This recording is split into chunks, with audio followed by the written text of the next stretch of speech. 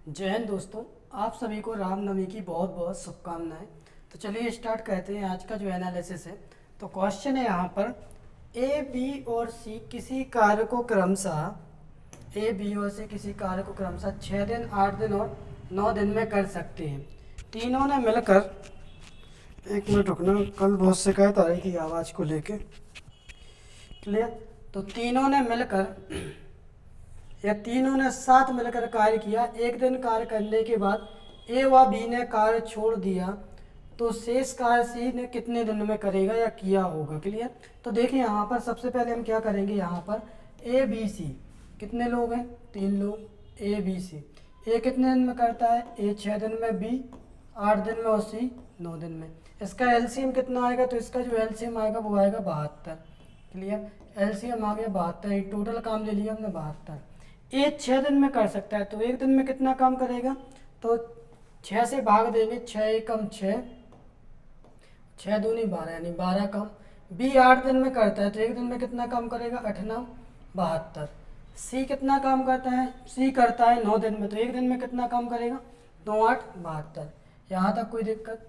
अब देखिए यहाँ पर हम क्या करेंगे, बिल्कुल शॉर्ट तरीके से करेंगे कि कितने दिन बाद, एक दिन कार्य करने के बाद ए व बी ने कार्य छोड़ दिया, यानी ए और बी ने एक दिन कार्य किया और फिर छोड़ दिया, बाकी काम किसे करना पड़ेगा, सी को करना पड़ा होगा। क्लियर। तो देखें यहाँ पर ए और बी ने, जब यहाँ पर ए और बी काम करते हैं तो कितना करते हैं, 9 और 8 17। ए और बी ने काम छोड़ा तो एक दिन तो किया होगा, तो 9 और 8 कितना आया, 17। तो कितना आ गया, 17। इसके बाद इनके साथ में कौन था, साथ में तो सी भी था। क्लियर। तो हम क्या करेंगे यहाँ पर, बिल्कुल आसानी से सॉल्व करेंगे। तो तीनों जब मिलकर काम करते हैं तो कितना काम करते हैं, तो 12 8 20 और 9 29 काम करते हैं। क्लियर। इसके बाद उन्होंने बोला कि तो शेष कार्य को, शेष पूछा गया है, अगर पूछा जाता कुल सी का कार्य कितना है, सी ने कितने दिन में किया, तो क्वेश्चन अलग तरीके से करते हैं। तो देखिए यहाँ पर 29 काम करते हैं तीनों मिलकर, लेकिन फिर क्या हुआ कि ए और बी तो चले गए एक दिन काम करने के बाद, यानी एक दिन तो किया था काम, तो 72 में से 29 माइनस कर दें, कितना बचेगा यहाँ पर किया 12 में से 9 गया, 3 बचा, 7 में से 3 गया, 6 काम। कुल कितना काम बचा, 6 काम बचा, सॉरी 63 काम बचा। और सी की जो कार्य क्षमता है कितनी है, 8, यानी सी एक दिन में कितना काम करता है, सी जो काम करता है एक दिन में कितना काम करता है, 8। तो 63 काम करने में उसे कितना समय लगेगा, तो देखें 8 ही 7 है 56, कितना बचा 7, यानी 7/8 दिन। यानी जो सी कार्य करेगा सी, वो कितने समय में करेगा, 7 सही 7/8 दिन में। यहाँ तक कोई दिक्कत परेशानी। तो देखिए यहाँ पर बोला गया था कि शेष कार्य सी कितने दिनों में करेगा, यानी शेष कार्य फिर अकेले ही करना पड़ेगा उसको इनके बाद। क्लियर। तीनों काम करके जाएंगे फिर। तो क्लियर, समझ में आया। तो देखें बहुत आसान सा क्वेश्चन था, और कितना देखें, इतने भी जो अपन एनालिसिस वाले क्वेश्चन करेंगे, हम पहले बता चुके हैं आपको कि इम्पोर्टेंट ही क्वेश्चन करेंगे, सभी नहीं करेंगे। क्लियर। इसके बाद अगले क्वेश्चन पे चलते हैं। अगला क्वेश्चन था ए वाला। देखें ये बहुत अच्छा क्वेश्चन था, तो इसे सॉल्व करना था। तो 5000 का, यानी 5000 का मतलब क्या होता है, ऑफ यानी गुणा। क्लियर। जब हम इसे सॉल्व करेंगे तो इससे कितना बाहर आएगा, इससे आएगा 6 बाहर, इससे कितना बाहर आएगा 7। क्लियर। जब इसे सॉल्व किया जाएगा तो 21 + 7 + 6, यहाँ पर परसेंट है, परसेंट हटता है तो बटे में क्या आता है, तो परसेंट हटेगा यहाँ पर, परसेंट 64 के साथ, सॉरी यहाँ से 8 आएगा ना बाहर, यहाँ से 8 आएगा बाहर 64 की जगह। ठीक है। तो यहाँ से 8 बाहर आए क्योंकि 64 है ना। क्लियर। तो यहाँ पर परसेंट हटेगा, बटे में क्या आएगा, एक, यानी बटे में कुछ नहीं, एक रहता है, मतलब एक अपन ले सकते हैं नॉर्मली 100। क्लियर। लेकिन ये क्या है, गुणा में है, और जब गुणा में है तो क्या करेंगे हम यहाँ पर 2 जीरो से 2 जीरो को कैंसिल कर देंगे, और 2 जीरो से 2 जीरो अब कैंसिल हो गए, तो 8 और 7 15, 15 और 21 36, यहाँ पे कितना आ जाएगा 50 × √36। इससे कितना बाहर आ जाएगा, तो इससे बाहर आ जाएगा 50 × 6, तो कितना हो जाएगा 50 छक्का 300। और ठीक है, इसका जो राइट आंसर आएगा वो कितना आएगा, 300। समझ में आया। क्लियर। तो देख कितना आसान क्वेश्चन था। इसके बाद अगले क्वेश्चन में चलते हैं। अगला क्वेश्चन है, निहारिका और निवेदिता ने एक व्यवसाय में 45,000 रुपये और 40,000 रुपये निवेश किए। वर्ष के अंत में उन्हें 15,300 रुपये का लाभ हुआ। तो इसमें से निहारिका को कितने मिले या कितने रुपए मिले होंगे। तो देखिए बिल्कुल आसानी से करेंगे इस क्वेश्चन को सोल्व। हमें क्या करना है, कौन कौन है, निहारिका और निवेदिता। अगर आपको पता हो एक क्वेश्चन हमने क्लास में भी कराया था, क्लियर। और ये जो क्वेश्चन है ना बिल्कुल सेम क्वेश्चन था निहारिका और निवेदिता से, निहारिका और निवेदिता से, ठीक है।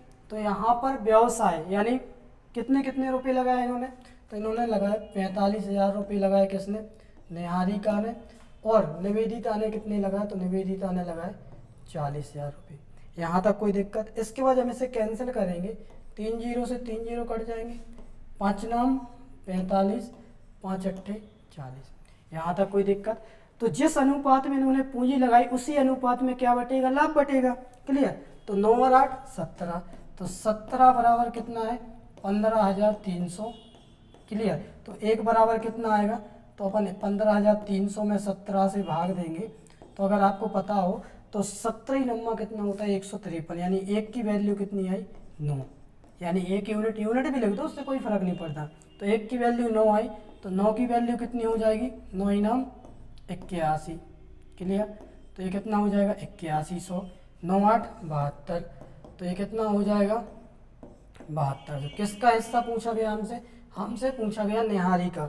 तो निहारिका का हिस्सा कितना होगा, 8100 रुपये, जो कि हमारा क्या हो जाएगा, आंसर। क्लियर, समझ में आया, कोई दिक्कत परेशानी। तो देखिए कितना आसान क्वेश्चन था।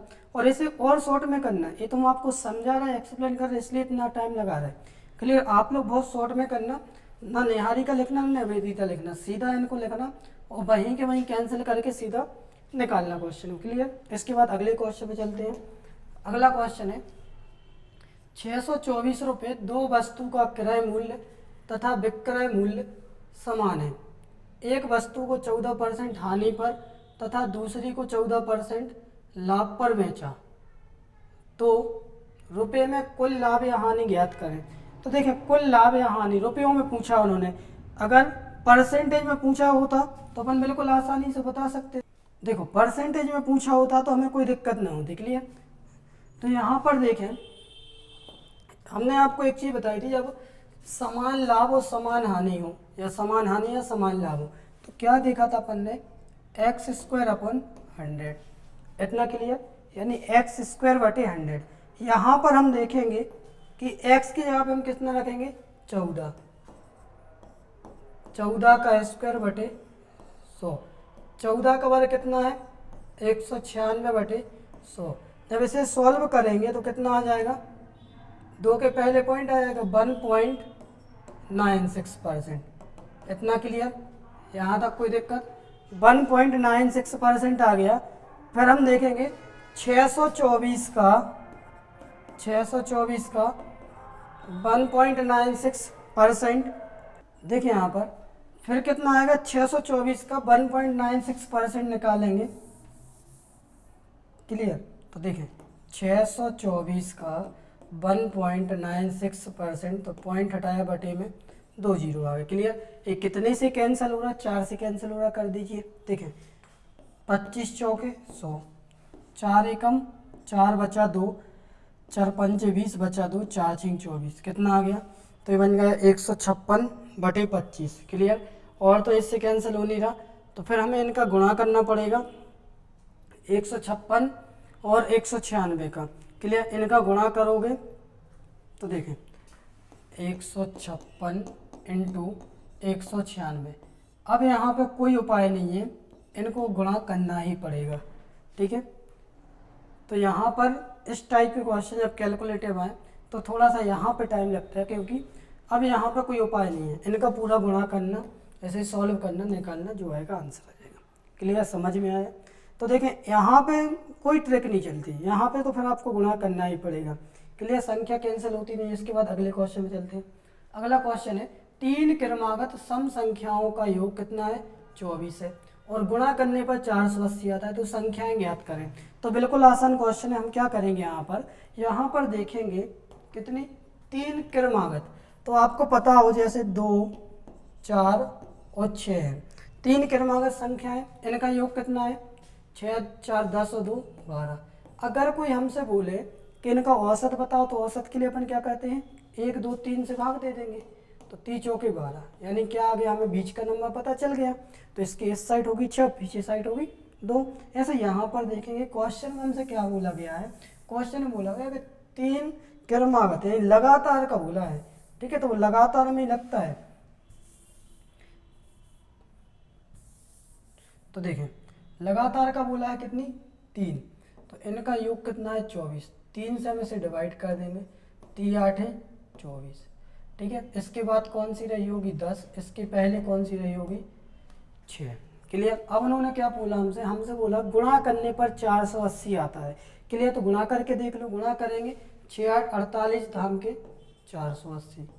क्लियर, तो 480 आ रहा है, पता नहीं मच्छर बोर्ड पे ही आ रहा है, देखें तो कितना आ रहा 480।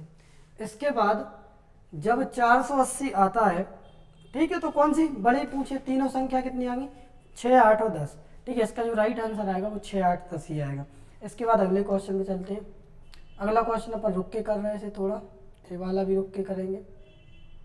इसके पहले ही देख लो, एक बस 4 किलोमीटर प्रति घंटे की चाल से किसी स्थान से निकलती है तथा 4 घंटे बाद उसी स्थान से दूसरी बस निकलती है। बी 10 किलोमीटर प्रति घंटे की चाल से कितने किलोमीटर बाद वो एक दूसरे को मिलेंगी। तो देखिए यहाँ पर बिल्कुल आसान सा क्वेश्चन है। यहाँ पर क्या बोला गया, मान के चलिए वो पॉइंट कोई भी है, वो पॉइंट ले लो अपन हो, क्योंकि ये तो इसमें दिया है,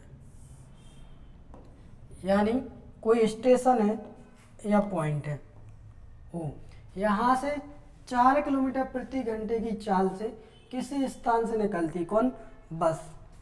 तो यहाँ से बस निकली, इतना क्लियर, तो बस यहाँ कहीं आ चुकी, क्लियर 4 घंटे में, यानी 4 घंटे में बस यहाँ पे आ गई। इसके बाद देखा उन्होंने बोला कि 4 किलोमीटर प्रति घंटे की चाल से, क्लियर, तो 4 घंटे में 4 किलोमीटर प्रति घंटे से कितनी दूरी तय करेगी, 4 चौके 16 किलोमीटर दूरी, यानी 16 किलोमीटर दूरी वो बस चल चुकी है, इतना क्लियर। इसके बाद हमसे क्या बोला गया, हमसे बोला गया तथा 4 घंटे बाद उसी स्थान से दूसरी बस बी, यानी ये तो 16 किलोमीटर आगे पहुंच गई है इससे, अब यहीं से दूसरी बस बी स्टार्ट होगी। क्लियर, यहाँ से जब दूसरी बस बी स्टार्ट होगी तो उसकी स्पीड कितनी रहेगी, तो उसकी स्पीड रहेगी 10 किलोमीटर प्रति घंटे। क्लियर, दूसरी बस जो बी रहेगी उसकी स्पीड कितनी रहेगी 10 किलोमीटर प्रति घंटे। यहाँ पर एक बात बताना कि 16 किलोमीटर तो वो पहले से आगे थी।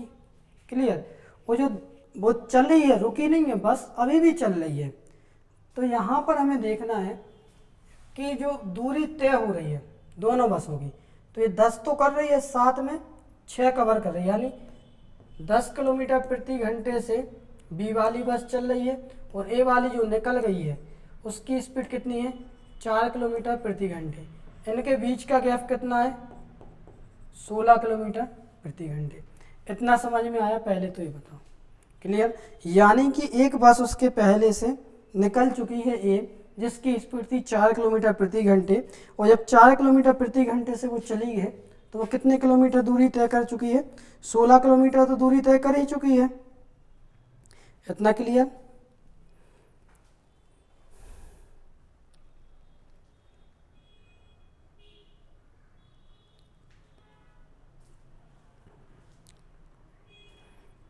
अब देखें यहाँ पर हमें क्या करना है कि 16 किलोमीटर दूरी, यानी ये 10 से चलती है 4 से चलती है, तो 1 घंटे में वो 10 चलेगी पीछे वाली बस, ये 4 चलेगी, यानी कितनी एक्स्ट्रा चलेगी पीछे वाली आगे वाली की, तो 6 किलोमीटर एक्स्ट्रा चलेगी। यानी कितनी दूरी तय कर चुकी थी ये 16 किलोमीटर दूरी तय कर चुकी थी। इनके बीच का अंतर कितना है स्पीड का 6 किलोमीटर प्रति घंटे। 6 से डिवाइड करेंगे तो यह आ जाएगा 8/3। क्लियर, यानी 8/3 3 घंटे में वो उस बस को या उस बस के पास पहुंच जाएगी। इतना क्लियर। देखें एग्जाम्पल देखो, आप जब आप कहीं बारात में जाते हो तो आपसे बोला जाता है कि आप पहले निकल जाओ लेकिन एक जगह रुक जाना, ठीक है। तो वो आपसे 2 घंटे पहले निकल गए, या फिर ऐसा बोल देते कि तुम निकल जाओ लेकिन आराम आराम से चल रहा है, जिसमें साथ में पहुंचे दोनों, ठीक है। वही कंडीशन है सेम कि 4 किलोमीटर प्रति घंटे से चल रही, इसके पीछे जो आ रही है वो 10 किलोमीटर प्रति घंटे, यानी ये तो 4 चलेगी 1 घंटे में, वो चलेगी 10, यानी ये 6 किलोमीटर एक्स्ट्रा चलेगी। क्लियर। तो जो अंतर आ रहा है 6 किलोमीटर प्रति घंटे का वो ये है, और ये 16 किलोमीटर चल चुकी थी। जब हम इसे डिवाइड करेंगे तो कितना समय लग रहा है, 8/3 घंटे। क्लियर। अब उन्होंने हमसे क्या पूछा है, तो उसी चाल से कितने किलोमीटर बाद मिलेंगे, कितने किलोमीटर बाद मिलेंगी। तो देखें यहाँ पर क्या करेंगे हम, 10 किलोमीटर प्रति घंटे से 8/3 घंटे में कितनी दूरी तय होगी, 10 8 80/3, 3 से कैंसिल करो, 3 दूनी 6 बचा 2, 3 18, 2/3 किलोमीटर। क्लियर। यानी 26 सही 2/3 किलोमीटर, या फिर ऑप्शन में रहा होगा कि 26.66 किलोमीटर। क्लियर, समझ में आया, कोई दिक्कत परेशानी। इसके बाद अगले क्वेश्चन में चलते हैं। देखिए क्वेश्चन है, 2 ट्रेनों के बीच की दूरी 700 किलोमीटर है। 2 ट्रेनें हैं, एक ट्रेन यहाँ से और एक ट्रेन यहाँ पर, इनके बीच की दूरी कितनी है, 700 किलोमीटर। दोनों विपरीत दिशा से क्रमशः 30 किलोमीटर और 25 किलोमीटर की गति से एक दूसरे से कितनी देर बाद मिलेंगी। यानी एक की जो स्पीड है वो है 30 किलोमीटर प्रति घंटे, और दूसरी ट्रेन की जो स्पीड है वो कितनी है, 25 किलोमीटर प्रति घंटे। तो इनकी स्पीड क्या होगी, जुड़ेगी दोनों की। देखो एक ही डायरेक्शन में जाएं, जैसे ए वाली इस साइड तो ए माइनस होती है, जब आमने सामने आती है तो क्या होती है, प्लस होती है, हमेशा प्लस ही रहेगी। क्लियर। इसके बाद हम देखेंगे यहाँ पर तो प्लस होगी, तो ये 700 किलोमीटर की दूरी तय करनी है, तो 700/30 और 25 55। क्लियर।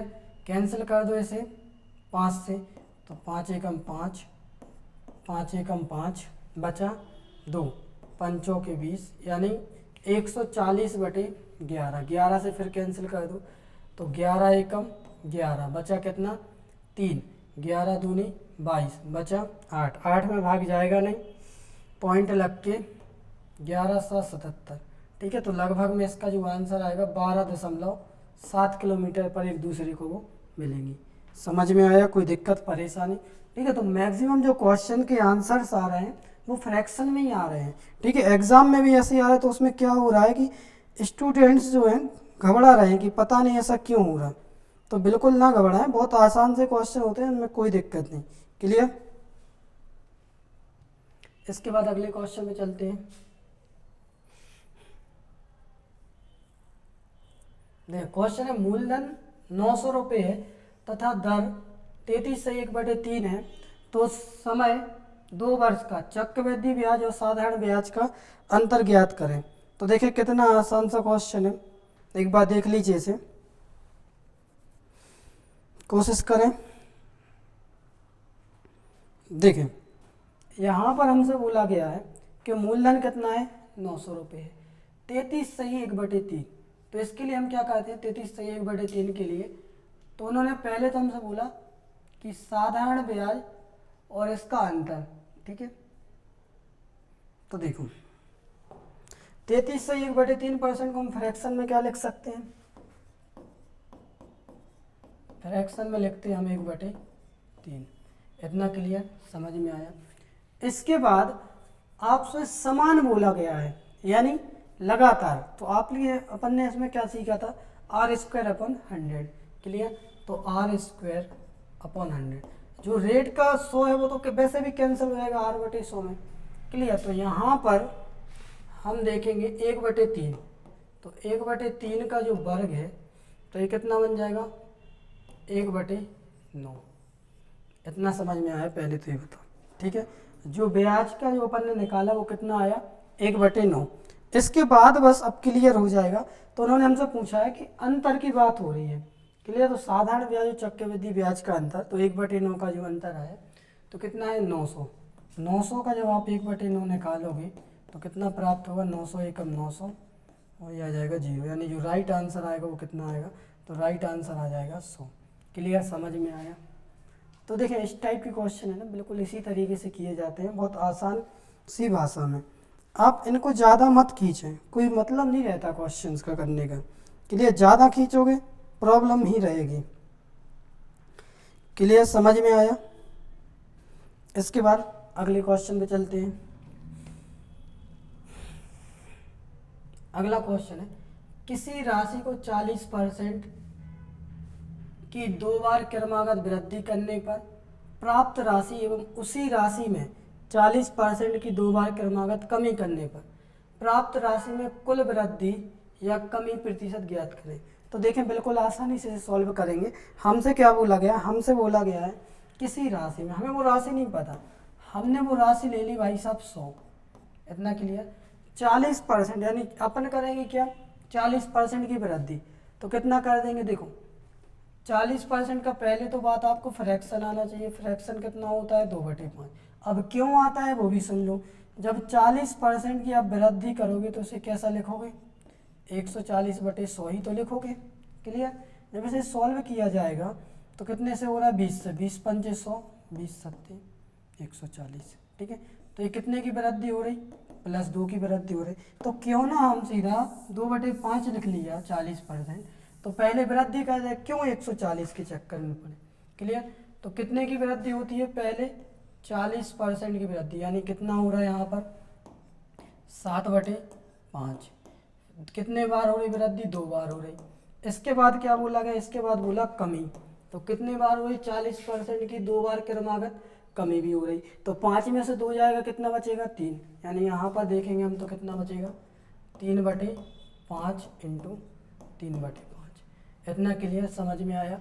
इसके बाद देखो इसे सॉल्व किया जाएगा जब, तो 5 25 और 25 चौके 100, कितना बचे यहाँ पर 4, यहाँ तक कोई दिक्कत। इसके बाद हम देखेंगे 7 सतैया 49, 3 तिरका 9। ठीक है, तो 7 चौके 28। ठीक है, यहाँ पर रुकना 1 मिनट, इसे शॉर्ट में करने की कोशिश करें, तो किसी से कैंसिल तो हो नहीं रहा हो, कोई बात नहीं सीधा कर लेना। क्लियर, तो 3 तिरका 9, 9 7 63, 63 सत्ते, तो 63 का जब 7 में गुणा होगा तो 7 या 21 बचा 2, 7 42 2 44, कितना आ गया 444। क्लियर, इसके बाद 4 का गुणा करेंगे, 4 का गुणा किया तो 4 चौके 16, सॉरी 4 एकम 4, 4 चौके 16 बचा 1, 4 चौके 16 और 1 17 बटे 25 पचम 25, इससे भाग दे देंगे तो 25 पंचे सॉरी 25 सत्ते 175। ठीक है, 4 में भाग तो जाएगा नहीं, तो भागना अस्ति 0 पॉइंट लगेगा, 40 बन जाएगा। ठीक है, तो 25 एकम 25, कितना बचा 15, 25 छक्के 150, यानी कितना आ गया 70.16। ठीक है, तो कुल वृद्धि पूछा है, यानी 70 दशमलव या कमी, तो कमी पहले हमने लिया कितना था, हमने तो माना था 100, 100 में से 70.16 को माइनस कर दूँ, 70.16 को माइनस करेंगे तो पॉइंट लग के 0 लगा, तो यहाँ पर 10 में से 6 गया, कितना बचा 4 बचा। के लिए 10 में से 2 गया, कितना बचा 8 पॉइंट। यहाँ पर 10 में से 9 गया, 1 बचा, और 10 में से 8 गया 2, यानी कितना आ जाएगा, इसका जो राइट आंसर आ जाएगा 21.84। क्लियर, यहाँ तक कोई दिक्कत, सॉरी यहाँ पर कहीं मिस्टेक लग रहा है, सॉरी 10 में से 1 जाएगा तो यहाँ पर 9 बचेगा। क्लियर, तो इसका जो राइट आंसर आएगा वो कितना आएगा 29.84। तो कितनी वृद्धि हो रही है, 84 की कमी हो रही है, 29.84 की इसमें कमी हो जाएगी। समझ में आया, कोई दिक्कत।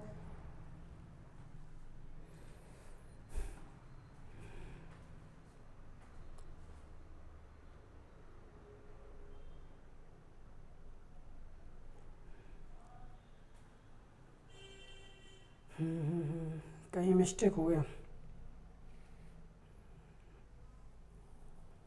चलो रुकना, यहाँ पे कहीं मिस्टेक है,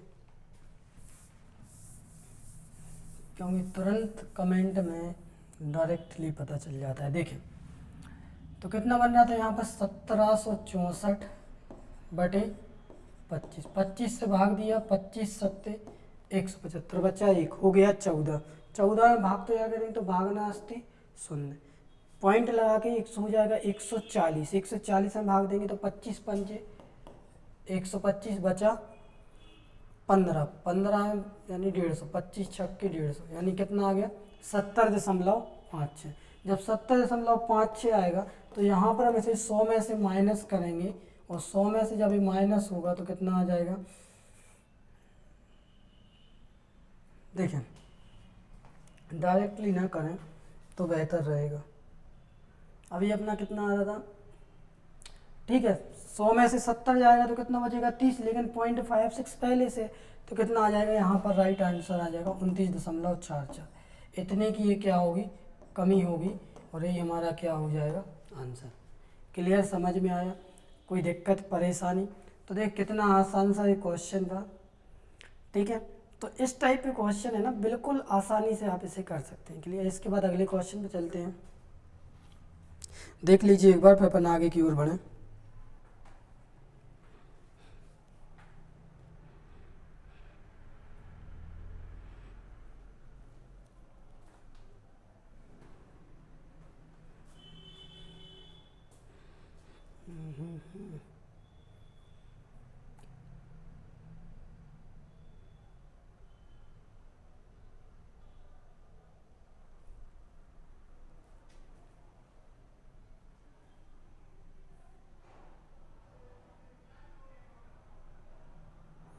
यहाँ पर मिस्टेक हो गया एक क्वेश्चन अपना, देखें इसे जब सॉल्व करेंगे, इसके लिए माफ़ी चाहते हैं थोड़ी सी।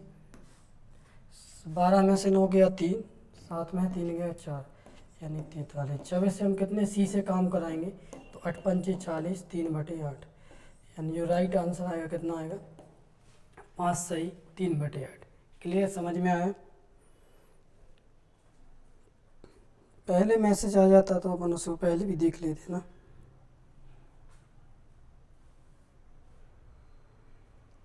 तो देखें भाई, जिन लोगों की बात, जिनका भी पेपर हो तो वो लोग प्लीज़ क्वेश्चन भेज दिया करें व्हाट्सएप नंबर के पास, ठीक है। व्हाट्सएप नंबर हमने आपको बता ही दिया था,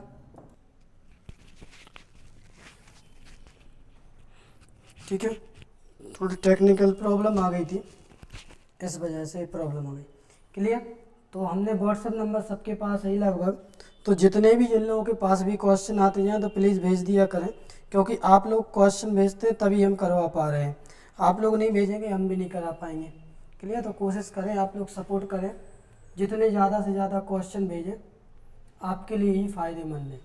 क्लियर, ये वाला क्वेश्चन देखें, 10% की चक्रवृद्धि ब्याज की दर से 21 वर्ष का ब्याज, कितने वर्ष का, सॉरी 2 वर्ष का ब्याज 84 रुपये है, तो उसी मूलधन पर साधारण ब्याज उसी दर बस समय के लिए क्या होगा। तो देखिए बिल्कुल आसानी से हम इसे सॉल्व कर सकते हैं।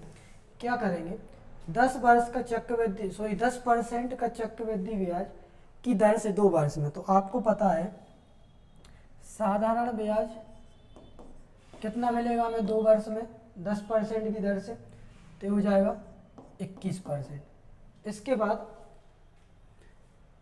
सॉरी ये तो हो जाएगा, साधारण ब्याज कितना मिलेगा हमें 2 वर्षों में, तो ये मिलेगा 20%।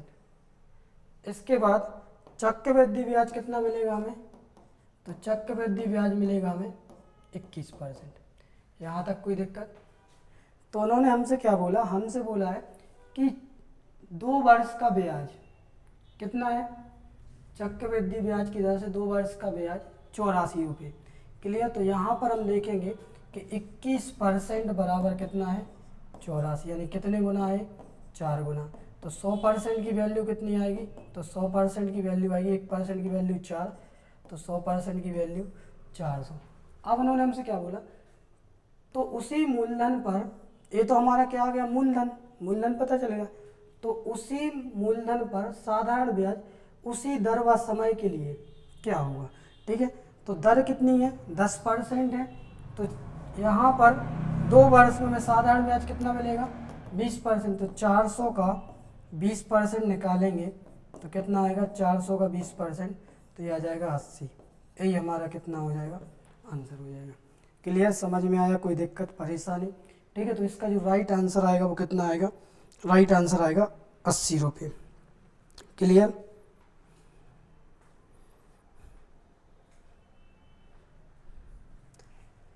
इसके बाद अगले क्वेश्चन पे चलते हैं। देखिए, ताश की गड्डी से 2 पत्ते निकाले जाते हैं, दोनों के काले होने रंग या काले रंग होने की प्रायिकता ज्ञात कीजिए। तो बिल्कुल आसानी से निकाल सकते हैं। कितने पत्ते होते हैं काले 26, तो 26 में से 2, टोटल पत्ते कितने होते हैं 52, 52 में से 2। यहाँ पर जब इसे सॉल्व करेंगे तो 26 में से 2 यानी 26 इंटू 25/2, 52 को सॉल्व करेंगे तो 52 इंटू 51/2। जब इसे सॉल्व किया जाएगा तो ये बन जाएगा 26, जब इसे सॉल्व किया जाएगा तो ये बन जाएगा 13। क्लियर, तो यहाँ पर 25 और 13/26 और 51, तो 13 इंटू 25/26 इंटू 51। जब इसे सॉल्व किया जाएगा तो सॉल्व किया जाएगा 13 एकम 13, 13 दूनी 26। क्लियर, तो यहाँ पर बन जाएगा 25/102, और यही हमारा क्या आ जाएगा राइट आंसर। यहाँ तक कोई दिक्कत परेशानी। इसका जो राइट आंसर आएगा वो आएगा 25/102। इसके बाद अगले क्वेश्चन में चलते हैं।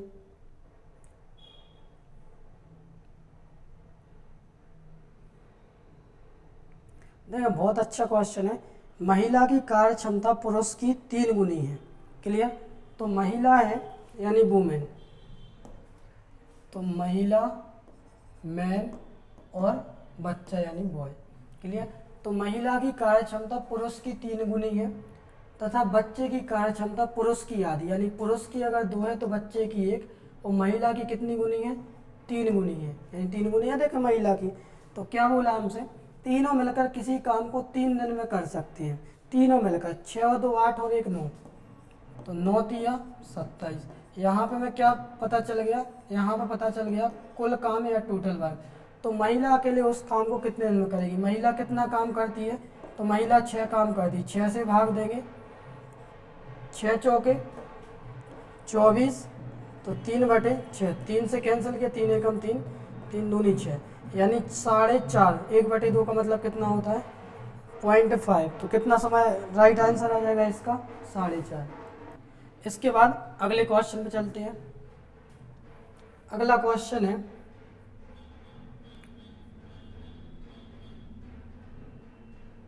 वह छोटी से छोटी संख्या ज्ञात करें जो 24, 15, 20, 18 से पूर्णतः विभाज्य हो जाए। तो देखें, इस टाइप के क्वेश्चन के लिए हम क्या करेंगे, सीधा एलसीएम निकालते हैं।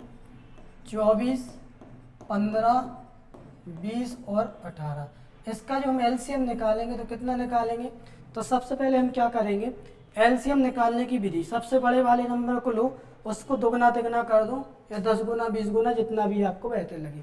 क्लियर, बाकी फिर एक तरीका ये है, इससे तो आप कर ही लोगे, इससे तो कहीं जाएगा नहीं। तो यहाँ पर कोशिश ये करो, चलो कर लो, इसी से कर लो। देखिए, इससे बाकी टाइम लगेगा, एग्जाम में नहीं करना है, एग्जाम के लिए हम शॉर्ट बता रहे हैं। 24, 15, 20, 18, तो कितने से कैंसिल करें, सबसे पहले 2 से कर दो, तो 12, 15, 10, 9, फिर 2 से कर दो, 6, 15, 5, 9, फिर 2 से कर दो, 2 तिया 6, 15, 5 और 9, फिर 3 से कर दो, 3 एकम 3, 3 5 15, 3 5 15, 3 तिरका 9, फिर 3 से करोगे, फिर 5 से करोगे, ठीक है, तो 1, 5 और 3, फिर 5 से करोगे तो सब में 1 1 हो जाएगा। क्लियर, ये 3 नहीं रहेगा। इसके बाद 5 तिया 15, 15 ती 45, 45 90, 90 दूनी 180, 180 दूनी 360, यानी वो छोटी संख्या क्या है 360 है, ये हमारा आंसर होगा। क्लियर, समझ में आया, कहीं तक दिक्कत। अब देखे से आप शॉर्ट में कैसे कर सकते हैं, इनकी गुणनखंड तोड़ो और जो गुणनखंड डबल बार है उनको छोड़ के बाकी सबका गुणा कर दो। ठीक है, तो आपको एक स्टेप में ही आप किसी भी क्वेश्चन का आंसर निकाल सकते हैं। यहाँ तक कोई दिक्कत परेशानी? इसके बाद अगले क्वेश्चन पे चलते हैं।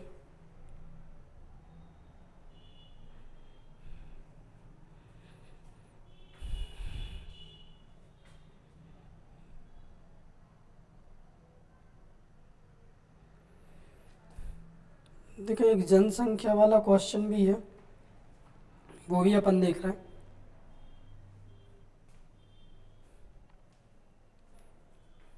तो देखिए अगला क्वेश्चन है, एक कस्बे की जनसंख्या 30,000 है। यह पहले वर्ष में 10% बढ़ जाती है, दूसरे वर्ष में 10% घट जाती है, तीसरे वर्ष में 10% बढ़ जाती है, चौथे वर्ष में 10% कम हो जाती है, घट जाती है। तो अब जनसंख्या कितनी है? तो देखें बिल्कुल आसानी से करेंगे, पहले और अब। तो वर्तमान में कितनी है उस शहर की जनसंख्या? 30 लाख है, सॉरी 3 लाख है। ठीक है, 3 लाख उस शहर की जनसंख्या है। तो इसमें दो कंडीशन है। 10% के लिए अपन फ्रैक्शन क्या लिखते हैं? तो 10% के लिए लिखते हैं 1/10। क्लियर? तो हम आपको विधि बता दें, सॉल्व आप कर लेना, क्योंकि इसका जो सॉल्यूशन है थोड़ा हो सकता है पॉइंट में जाए। क्लियर? देखें पहले वर्ष क्या होता है? पहले वर्ष बढ़ती है, यानी शहर की जनसंख्या 10 थी, बढ़ गई 1, तो कितनी हो गई? 11। पर दूसरे वर्ष क्या होता है? घट जाती है, यानी पहले 10 थी पर कितनी बची? 9। फिर तीसरे वर्ष क्या होती है? बढ़ जाती है, पहले 10 थी फिर कितनी हो गई? 11। इसके बाद चौथे वर्ष फिर घट जाती है, यानी 10 से कितनी हो रही है फिर? 9। यहाँ तक कोई दिक्कत? तो देख कितना आसान है। तो उन्होंने पहले बोला 10% बढ़ जाती है, अपन 10 से 11 कर दी। फिर दूसरे वर्ष घट जाती है, तो 10 से घटी तो यानी 9 बची। फिर तीसरे वर्ष बढ़ जाती है, फिर चौथे वर्ष घट जाती है, यानी वो तो कुल मिला के वो देखें यहाँ पर जब हम इसका गुणा करेंगे 10 10 10, तो ये कितना हो जाएगा? 10,000। यहाँ तक कोई दिक्कत? 4 जीरो है तो 4 जीरो नॉर्मली लगा देंगे, 10,000। यहाँ पर कितना आएगा? तो यहाँ पर देखें ए बन जाएगा 99 इंटू 99, या फिर 121 इंटू 9 नाम 81। तो सीधा 81 का कर दो, तो 81 एकम 81 बचा 8, 81 दूनी 162, 162 और 8 70 बचा 17, 81 कम 81 और 17, 81 7 88 10 98। तो यहाँ पर देखेंगे अभी जनसंख्या कितनी है? तो अभी जनसंख्या है 3 लाख। क्लियर? तो हमें ये देखना है इसका एक कितने गुना है। 3 लाख है जनसंख्या वर्तमान में, तो 4 जीरो से 4 जीरो तो ये कट जाएंगे, यानी कितने गुना है ये? 30 गुना। तो इसे भी कितना गुना कर देंगे हम? 30 गुना। 3 एकम 3, 3 शून्यम शून्य, 1 जीरो ही लग जाएगा, 3 8 24 बचा 2, 3 नाम 27 और 2 29, यानी शहर की जनसंख्या कितनी हो जाएगी? 3 नाम 27 और 2 29। हाँ ठीक है। तो देखिए यहाँ पर 3 एकम 3, 3 8 24, 3 शून्यम शून्य, 3 8 24 बचा 4, उतारा 4 बचा 3 नाम 27 दूनी, यानी 2,94,000 ये इसका जो क्या आ जाएगा? आंसर आ जाएगा। क्लियर? यहाँ पे जगह नहीं है, इस वजह से प्रॉब्लम बन रही। तो कितना आ जाएगा राइट आंसर? तो राइट आंसर आ जाएगा 2,94,030। क्लियर? समझ में आया? कहीं तक कोई प्रॉब्लम? इसके बाद अगले क्वेश्चन पे चलते हैं। तो अगला क्वेश्चन जो है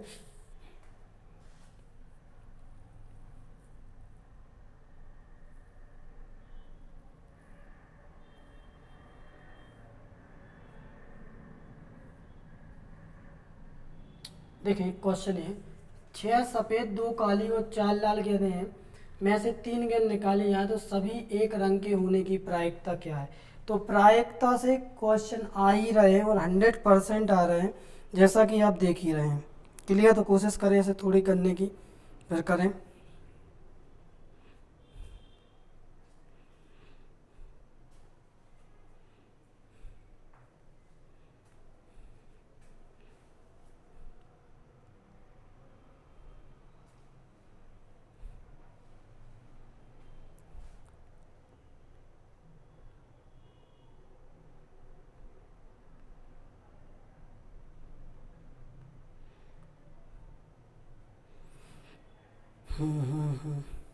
कितना आ रहा आंसर? नहीं, चेक करो। तो देखो, उन्होंने बोला है कि तो सभी एक रंग की होने की प्रायिकता क्या है। तो हमसे बोला है सभी एक रंग की होने की। ठीक है, तो हम देखो आपको करा दे रहे हैं, सॉल्व आप कर लेना। जब भी ऐसा क्वेश्चन आए तो 6 में से तो हम 3 निकाल सकते हैं, प्लस 2 में से 3 कैसे निकाल लें? तो काली तो नहीं ले पाएंगे, हम ले लेंगे लेकिन लाल, यानी 4 में से कितनी ले लेंगे? 3 बटे क्या बोला गया? तो सभी एक रंगी। टोटल कितनी गेंद है? 6 2 8 और 4 12। 12 में से कितनी गेंद निकाली जानी है? 3। इसका जो भी इसे सॉल्व करना, जो भी आंसर है इसका राइट आंसर आएगा। क्लियर, समझ में आया? इसके बाद कल कंटिन्यू करेंगे। कुछ क्वेश्चन आज के भी रह गए जिन्हें हम आपको कल करा देंगे, कल क्लास में, क्योंकि आज थोड़े टाइम की वजह से इनको नहीं करा पा रहे। क्लियर, तो कल फाइनली हो जाएंगे क्वेश्चन। Thank you.